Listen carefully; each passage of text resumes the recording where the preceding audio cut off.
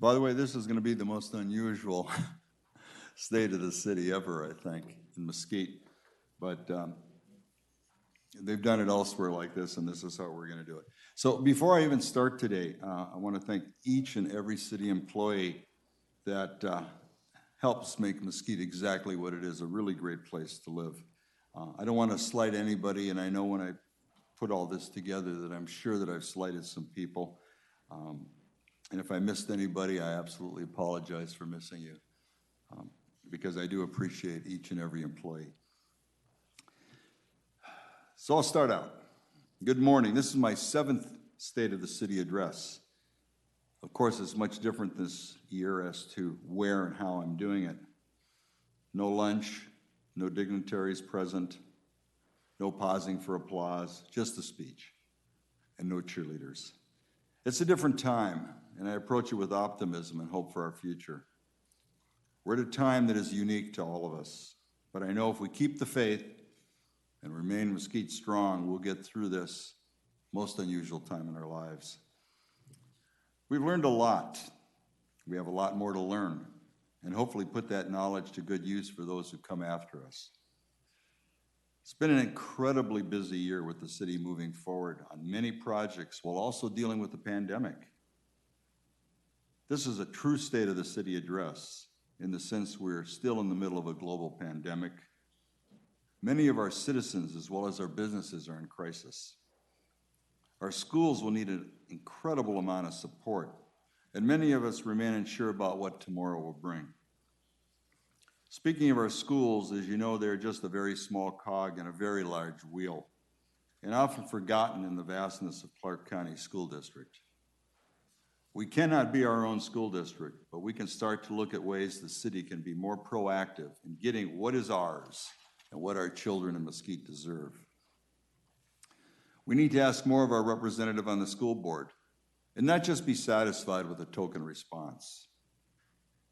I'm not here today to sugarcoat anything or just talk about our successes. I'm here today to talk about the state of Mesquite today, including our challenges and our plans for tomorrow. At the height of the pandemic, Mesquite's unemployment rate was extremely high, primarily due to the closing of the casino industry.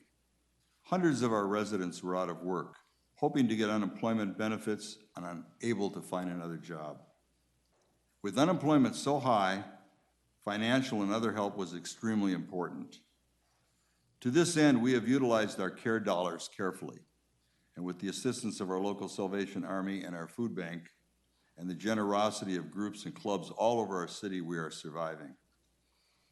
This year we had no parade of lights, but thanks to the Benhams and their assistance provided over 10,000 pounds of food for those in need. Golf for Kids provided needed toys and more, as well as Shop with a Cop. Mesquite is indeed a generous, caring community. The world as we know it looks vastly different from where we started last year. The way we live our lives has changed, from our jobs and where we work, to where and how we spend our money, to how much time we spend with our families and in our homes. The pandemic hasn't just created a temporary shift either. There are parts of our lives that will never go back to the way things were. Some of that is sad, but other things to come from this pandemic are good, like taking better care of each other and taking us to a close look as to how we do things and why we do things. Small businesses, municipalities, international corporations, and everyone in between have had to take a hard look at their business models. Every business is needed to evolve, to shift, and to make room for new growth. Here in Mesquite, we've spent a lot of time this year looking at how we do things and how we might be able to change moving forward to make it easier to do business here, to live here, to have fun here, to make Mesquite a place that you're proud to make home. We're looking at the future and figuring out how to invest in ourselves and this community to make us stronger as we move forward. Today I'm going to talk about the work we've been doing and some exciting things we're looking forward to. If you're watching this and you heard about something you're not familiar with, or that you want to know more about it, I encourage you to visit the city's website, or if you want to, just call me directly. First, I have to thank everyone at the city for working incredibly hard this year and every year. The coronavirus presented us some extra challenges, but everyone pulled together to continue moving forward onto new projects as needed. I'm really proud of our team for everything they've been able to accomplish, and I'm looking forward to continuing our great work together. Last year, we as a city sat down in a day-long planning session and decided on some goals for the coming years. They were primarily workforce housing, job development, and revitalizing what some call the downtown. The last one is a bit more difficult to understand, as Mesquite, unlike many small towns, never really had a downtown. Large portions of the land that you see vacant on Mesquite Boulevard were always vacant, to the point there were either dairy farms or fields used for the cultivation of grapes and cotton. Mesquite developed along both sides of Highway 91, and there was virtually nothing on the north side but a few scattered homes. Much has happened since that workshop, and I'll talk about it a bit later in this address. Our team of department heads and staff have made exciting accomplishments this year. There are a number of people I need to mention, beginning with City Manager Aaron Baker. Aaron was new at his position when the pandemic became news. Talk about from the frying pan into the fire. We, like every other city in Nevada, declared an emergency. Not because we were in trouble, but because it would make federal and state aid more readily available. It was up to me to declare this emergency, and I did so immediately. We had our emergency management plan developed and opened our city emergency center right away. Even though under the declared emergency I could take charge of city operations, I thought it best to assign someone who was full-time and was hands-on working with staff. And that person was Aaron Baker, and he's done an outstanding job. We work closely on all major decisions that have to be made, and of course involve the city council in these decisions. Along with Aaron, we've been able to manage all that comes with fighting a pandemic, thanks to the extraordinary accomplishments of our fire chief, Jason Andrus. Jason was behind the organizing of our very successful COVID testing program, which I'll mention later. Of course, I want to thank every one of our staff and department heads as they continue to work through these unprecedented times. As I discuss the accomplishments and future goals of each department that make up our outstanding city, I will offer more details. It goes without saying that most of last year has been dominated by the coronavirus. In mid-March, our schools and businesses closed, and residents were asked to stay home as much as possible to stop the spread. Since then, well over 1,000 residents have been diagnosed with COVID-19, and there have been numerous deaths. I'd like to take a moment of silence now to remember those we've lost and their families, and think about the incredible impact this virus has had on our community. Yes, it's been difficult, but we are Mesquite strong. We do keep the faith, and we will survive. Let me regress some as I lay the groundwork as to where we got to where we are. Back in March, we moved quickly in response to the threat of COVID-19. Our emergency management team met for the first time of what would be many long days together. Aaron and I made several unexpected trips to Las Vegas to meet in our county offices. I never thought I'd be attending meetings on Saturday and Sunday afternoons with a 2-hour notice. We participated in person meetings until it was time to go virtual. We received the most up-to-date information available from the Southern Nevada Health District, the Superintendent of Schools for Clark County, airport management, police, and fire. In order to share this information, Mesquite created an entire section of the city website that was dedicated to the coronavirus. I started daily videos in order to share information and answer questions about the virus and anything else that could help our residents through this crisis. With the assistance of CERT, our Emergency Operations Center, and others, I believe the message got through. Using Channel 9, Facebook, YouTube, our city website, and 95.1 FM has allowed us to convey important information to thousands of residents. As of today, I've done well over 100 videos, with numerous community members contributing much needed information to our community. Every department really thought about how they could make things easier for the people they do business with. At the same time, many of our departments took a hard look at how we've done things in the past. They started to look at new technologies and new processes that would not only make business easier to do now during the pandemic, but that we would continue to use when this is hopefully over. We're creating our new normal in Mesquite, and I use the term without knowing exactly what normal will mean to all of us as time goes by. We are seeing government change right before our eyes. All of this with a major reduction in both staff and budget. Before I want to talk about our future, I want to address each department, its achievements during this pandemic, and their goals for the coming year. Every department has been hard hit with budget cuts and in some cases the loss of a number of part-time employees. I'm going to start with the Department of Athletics and Leisure Services. They have been hard hit with the cancellation of virtually every sports event. Our fields are not being rented, but they must be maintained. Expected income that helps better our budget is not coming in. Mr. Montoya provided me with the accomplishments of his department during the past year. There's no way I could possibly list or comment on all of them in a State of the City address, but I will touch on a portion. This city department goes far and above what is expected of them, pandemic or not. Mr. Montoya tries very hard not to expend city money or resources and brings in numerous grants for many of his projects. Considerable effort was expanded in bringing an already clean recreation center to even higher standards because of the virus.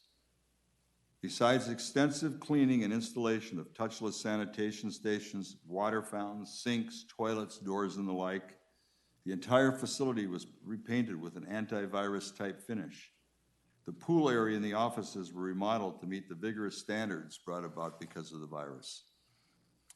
Even though the center was closed for 3 months, there were over 75,000 user visits during 2020.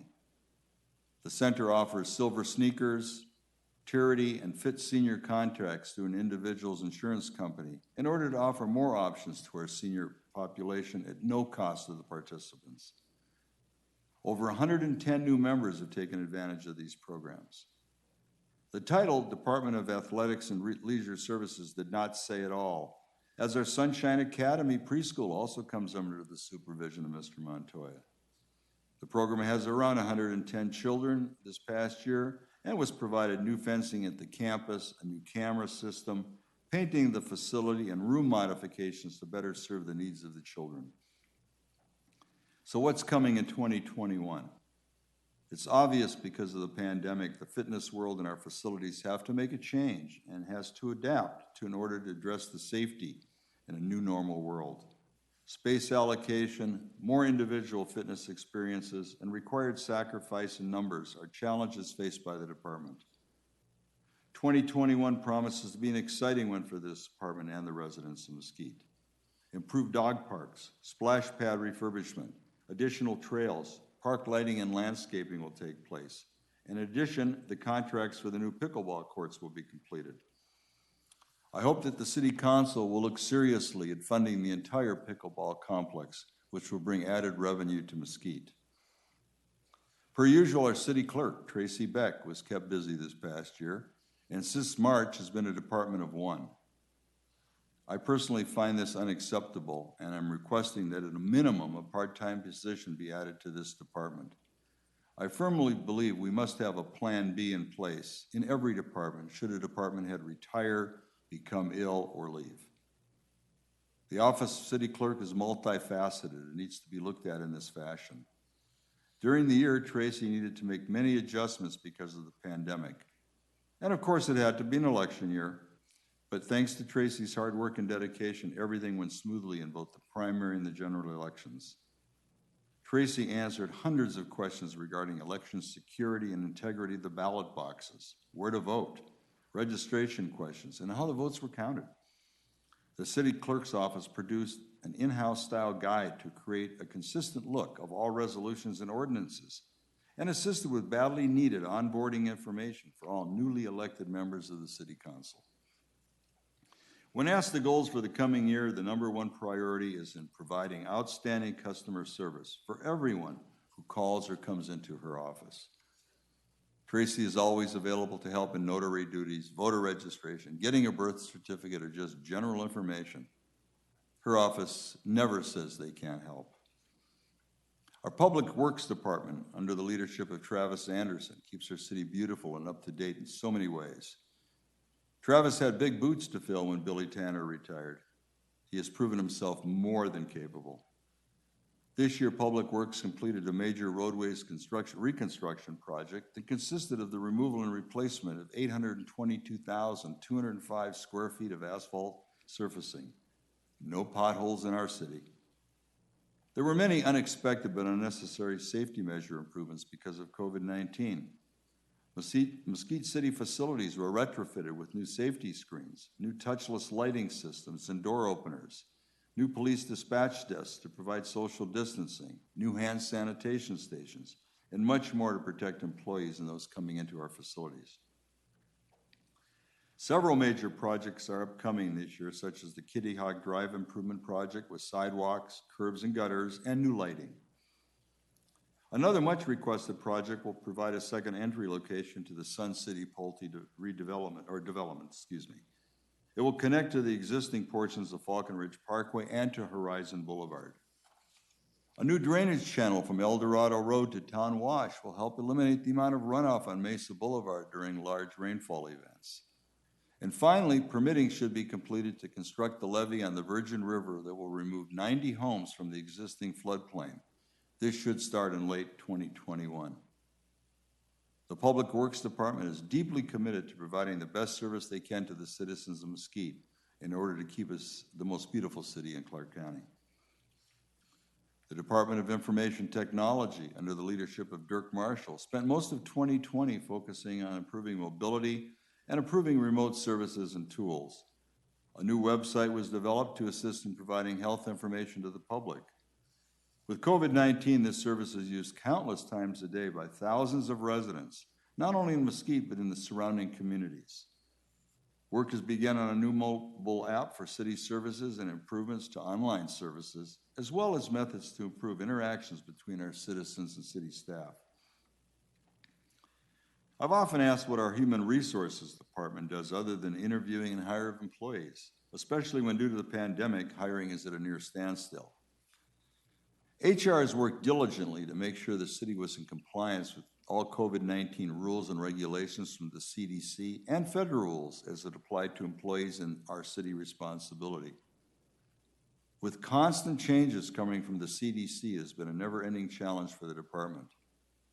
Since April, HR has worked together with Dieter to find unemployment fraudulent claims and each employee who's had their identity compromised. Although little was said about that, it's been a statewide problem. In addition to what you would think HR does, they work extensively with third-party agencies in keeping the city in compliance with all federal and state reports and to implement and maintain our city insurance programs, such as health insurance, workers' comp, and general liability.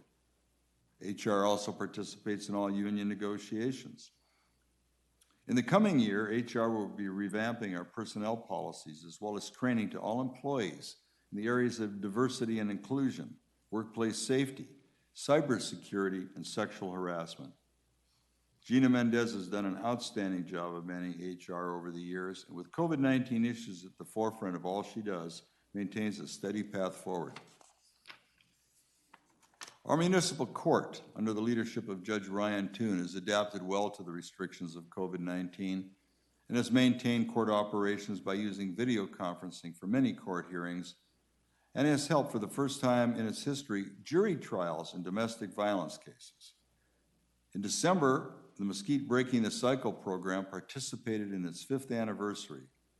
With the support of the Mesquite community, the program has had 18 graduates and 6 participants, which have given birth to drug-free babies. I have never met a more dedicated judge than Judge Toon, or a more modest one. The 2 departments that are the most visible in the community are our fire department and our police department. Public safety is at the forefront of any successful city, and Mesquite leads the way in both. I won't go into a lot of statistics about either department, but as our city grows, more and more responsibilities put on public safety. It's been a challenging year, full of change as our fire department budget has decreased and the call volume continues to rise. This past March, our Emergency Operations Center has fully activated for over 3 months in response to the COVID-19 pandemic. Community testing for COVID-19 has been at a high priority with over 6,000 citizens being tested in 2020. They continue to test this year and will be assisting with the vaccination process as needed. In 2020, the department responded to 3,310 incidents. And just off the record, I thought to myself, no wonder I hear the sirens going so frequently in Mesquite. Hosted and completed a 7-month academy and an EMT basic class and received recertification for the entire department. As an adjunct to the department, CERT team members had volunteered thousands of hours of their time by volunteering at our senior center, the Virgin Valley Food Bank, the Salvation Army, changing out our smoke detector batteries throughout the city. CERT also assisted and continues to do so in COVID testing and is ready to do so in vaccination distribution. With COVID-19, all the department does is become a challenge, but under the leadership of Chief Andrus and Deputy Chief Tobler, we can rest assured we are well protected. Our police department, like our fire department, is fully operational 24 hours a day, 7 days a week, and during the pandemic is working. Last year, I met with Chief Chesley to talk about the need for mental health services for his department. The job of a police officer is highly stressful. It takes its toll not only on the officer, but on their family. Chief Chesley stepped up to the plate and has provided his officers and their families with leading high-tech officer wellness, mental health, and well-being service. The app has been developed for the department and is free to their officers and spouses. It provides 24/7 access to confidential therapists, peer group, financial fitness, psychological first aid, stress management, and much more. With police everywhere coming under the scrutiny of the public in all they do, the Mesquite Police Department contracted with Exxon and implemented a state-of-the-art body camera system that reinforces the public perception of police professionalism, transparency, and provides factual representations of the officer-citizen interactions. As part of our police department, the Animal Control Division received generous donations from our local citizens and was able to build a new 6,000 square foot dog park next to our existing animal shelter. This beautiful space cost the taxpayers of Mesquite absolutely nothing. Thank you, Joe Macias. I'm working with one of our residents currently to fund an addition to the existing shelter, just for our little feline friends. Our police department is assisted by a volunteer program and served over 1,536 hours this past year. With COVID-19, the program was scaled back in much of what they do, but greatly assisted our residents with increased VIN inspections from only 6 in 2019 to 453 in 2020. Police have come under criticism for virtually everything they do. There have been calls to defund police in many parts of the country. Being a police officer is one of the most dangerous, stressful positions one can hold, and I don't think I need to go into detail why. Mesquite values its police and fire personnel as our first line of defense against a very dangerous world. With all the negativity and publicity about law enforcement, the city of Mesquite, specifically the Coyote Willow subdivision area, made national headlines last August when its residents changed out all their exterior lighting to bright blue as a strong visual representation of their support for law enforcement. This has brought Mesquite into the national limelight in the most positive way. A city is only as strong as its public safety departments. In the coming year, I encourage our City Council to fully fund both our police and fire departments. Our Development Services Department, under the leadership of Richard Seacrest, is the last department I'm going to talk about today. They're not as visible as police and fire, but they oversee the growth and development of our city. In 2020, the public facilities and housing elements of our master plan were updated by the Development Service Department and recommended for approval by the City Master Plan Committee. This resolution was approved February 9th, and the first of several updates to our Unified Development Code, our zoning regulations, presented to the City Council on January 26th for a first reading. At first, it was thought by many that the COVID-19 pandemic would put a severe damper on construction in Mesquite. It has not. In 2020, the city issued 361 single-family residential building permits, significantly higher than in 2019 when we issued 338. This year was the highest number of permits issued in a single year since 2008. We are growing now at a rate of 4.8% annually. The department has issued 17 commercial building permits, 27 commercial remodel permits, and 41 new business permits. We are up a total of all building permits the year of 40.32% over 2019, and that's quite an accomplishment in a pandemic year. This year, the Casa Playa Villa Apartments at 260 East Mesquite Boulevard will be completed and ready for occupancy. The project consists of 48 market-rate studio apartments and are expected to lease quickly. Nearby, the Old Mill Village Apartments completed an overall renovation this year. The 48 units there were renovated with low-income housing tax credits and will continue to provide quality rental housing for many years to come. Several other multifamily housing projects are in the planning stages. The city is working closely with the Nevada Rural Housing Authority to bring workforce housing to Mesquite over the next several years. NRHA plans to build 96 affordable housing units on a 5-acre site. Other sites are also a consideration for nearby workforce housing sites. It is estimated that we'll need over 1,000 units over the next 5 years. We have seen our housing prices rise dramatically in recent years. Even the pandemic has not slowed down serious price increases. While we can't control the economy, we can control to some degrees the types of housing we build in our community. We want to create diverse housing opportunities to encourage a diverse population to live here. Mesquite, like many places, needs and wants diverse housing, but I often hear, not in my backyard. We need to move away from this mentality if we are to grow successfully. A community must be balanced in many ways. It's difficult to talk about having huge developments in Mesquite as we're not large enough to support them, but positive development is happening. Panda Express opened this year and is doing well.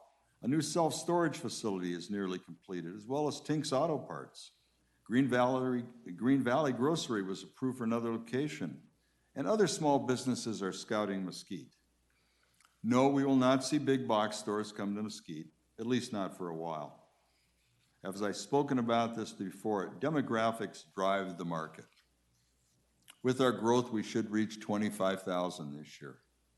And with this population growth will come the requirement for the creation of a planning commission to consist of 7 members. We as a city government need to start the process of appointing a planning commission and zoning commission and getting prospective members prepared and trained for their future duties.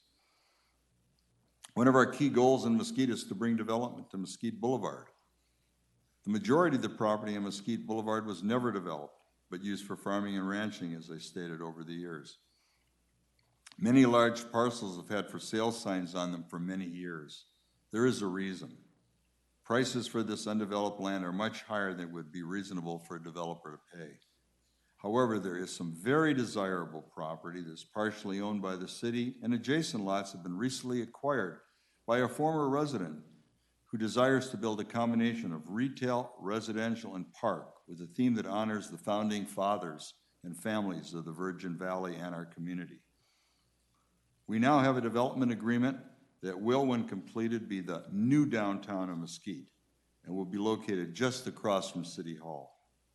I firmly believe this will be the start of bringing well-thought-out, well-designed businesses to our area. In some cases, I don't believe that if you build it, they will come. But in this case, I absolutely do. I'm hopeful that we very shortly have plans that we can display for everyone to see. And as we speak today about this, paperwork came across my desk to sign those development agreements. And my hopes are that we have shovels in the ground, and I can invite everybody out there to observe this by the 1st of May. And that's where I have my fingers crossed. Over the years I've been with this city, I've spoken with many developers that had great ideas, but no money. The current proposed development I'm working with does not fit in that category. It is a well-known fact that money spent at local businesses stays in our community. It impacts our families and our quality of life. It's been a challenge for us to shop locally and keep our money in our community. With our public-private partnership we are now creating, I'm encouraged this will change. Our businesses that we do have are not going to stop needing our help when the pandemic is over. To date, $245,000 through CARES funding has been provided to 25 local businesses. Hopefully there'll be much more government assistance. To this end, we need to revisit our RDA policies and make necessary changes needed to encourage business in our redevelopment district to utilize available funding. We also need to work closely with our Chamber of Commerce to help our existing businesses succeed. I've talked today about how we shouldn't be hoping and waiting for life to go back to normal to what it was before COVID-19. Instead, we should be improving upon what we had and creating our new normal.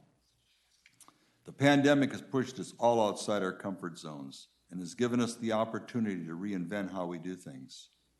I hope that businesses are utilizing the tools available to take a hard look at their business models and work to create something stronger. We don't know what the future holds, and I want all our businesses to survive, whatever comes our way. The question of medical services is asked by our city leaders by many who are thinking about moving to Mesquite. Mesa View Regional Hospital has been here since 2004. Rural hospitals all over our country are closing due to financial strains and changing demographics. I believe we need to do all we can as a community to see that our hospital is successful. I've met with the new CEO, Kelly Adams, and I believe we are well on our way in becoming closer in achieving our mutual goals of cooperation. With the Eureka Community Initiative, Mesa View Regional Hospital, the City of Mesquite, and others, we have formed a public-private partnership in order to provide COVID-19 vaccination services to the residents of the Virgin Valley. No one of these entities could have done it on their own. Partnerships like these and others that can be formed are what it will take to help create a plan where we want Mesquite to be in the coming years.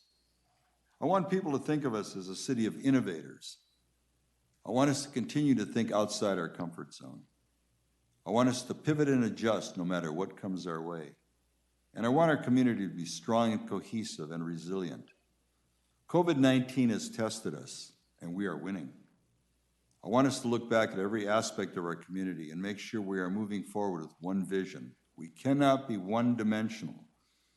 Although we do not control our schools, as I said before, we must consider them part of Mesquite, not just Clark County.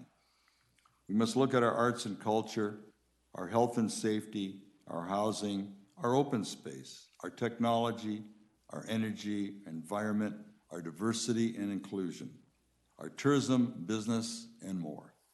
We cannot succeed without your help. I believe we have a viable vision. I believe we are forming a plan, but we need to do this together. I'll leave you with this, and this is a quote from Mr. Fred Rogers. There are 3 ways to ultimate success. The first way is to be kind. The second way is to be kind. And the third way is to be kind. Thank you. Stay well. Keep the faith. Be Mesquite strong. And be kind to one another. Thank you.